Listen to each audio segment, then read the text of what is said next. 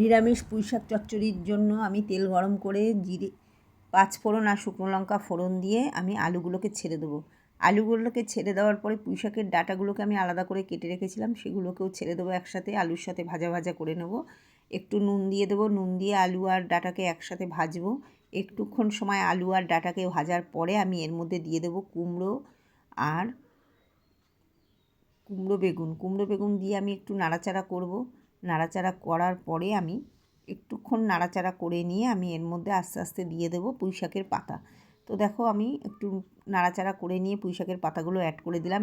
এরপরে আমি এখানে দিয়ে দেবো একটুখানি আদা বাটা আর হলুদ।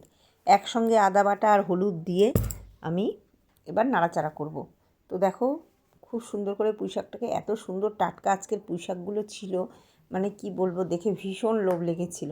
খুব সুন্দর, ভীষণ টাটকা। তো যাই হোক, এবার খুব সুন্দর করে পুঁইশাকগুলোকে আমি দেখো নাড়াচাড়া করছি। এবার একটু ঢাকা দিয়ে দেবো।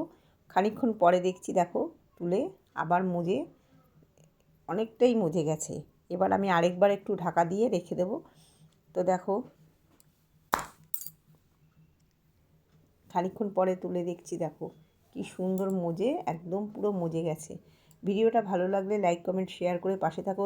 কারা কারা পুঁইশাক খেতে পছন্দ করো একটু কমেন্ট করে জানাবে। তো দেখো আমার পুঁইশাকটা প্রায় রেডি, ভিডিওটা কমপ্লিট হয়ে গেছে। তোমরা যারা দেখছো ভিডিওটা একটু কমেন্ট করে জানিও যে পুঁইশাকটা কেমন রান্না হয়েছে। টাটা।